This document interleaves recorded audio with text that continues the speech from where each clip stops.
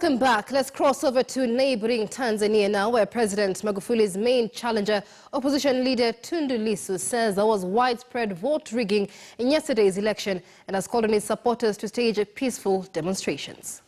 What happened yesterday is not an election. It is a fraud.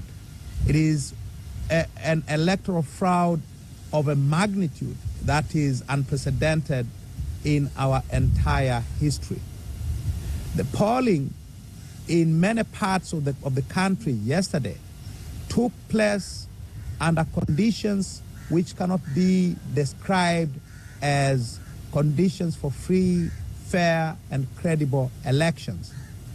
For instance, in thousands of polling stations across the country, our polling agents who had been duly sworn in were prevented from entering their respective polling stations.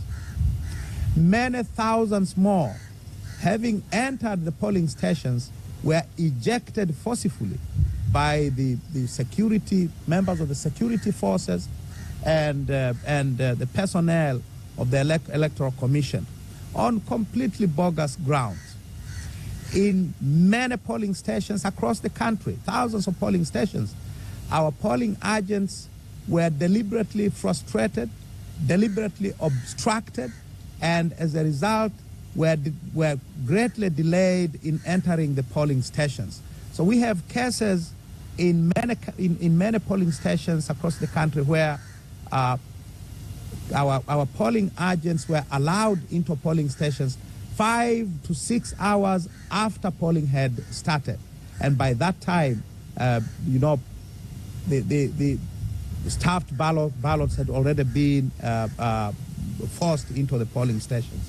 There has not been any observation of all the procedures that the law requires to be observed for the elections to be deemed to be free, fair, and credible. The results that have been announced since yesterday and that the Electoral Commission continues to announce today are therefore illegitimate results. They do not constitute, they do not express the true will of the Tanzanian people who streamed into polling stations in their millions yesterday to cast their ballots. What is being presented to the world is a complete fraud. It is not an election. We are calling on our people, after 2 months of campaigning in which we did our very best, in which we mobilized the millions of Tanzanians to come to the polls, and now that their will has been frustrated, we are asking our people to take this matter into their own hands through peaceful, mass, democratic action and protest. Tundu Lissu's lawyers, led by Robert Amsterdam, have made filings at the Commonwealth Secretariat and the African Union denouncing the elections in the East African nation as illegitimate. He spoke earlier to my colleague Brenda Zeda Radido. All sorts of violence occurring in Zanzibar. We've had 10 murders in Zanzibar. We've had incredible unanimity of people on the ground to massive vote rigging. There is no one outside of a few CCM hacks defending this election. It was a complete farce. And what we're making clear is it is unacceptable to the people of Tanzania that their rights have been taken from them. So many hundreds of candidates were denied their right to even enter the campaign. Amnesty has covered this issue in a recent publication called Lawfare, where they denounced the vast number of attempts by Magufuli's party to stop the opposition from even functioning as an opposition. So what we're saying is we have the fake ballots, we have the video of the violence, we have the video of mercenaries that were deployed against Tanzanian citizens, and it's enough.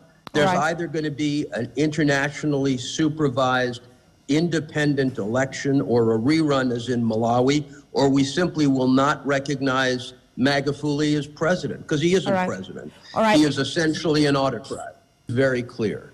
Whoever wins this election, we are saying it is illegitimate ab initio. We don't need to wait for anything. We have the phony ballot boxes. You need to understand, we have these people on video with phony ballots. We have them legally with enough evidence to make it clear to anyone. There is no independent body saying this is a free and fair election.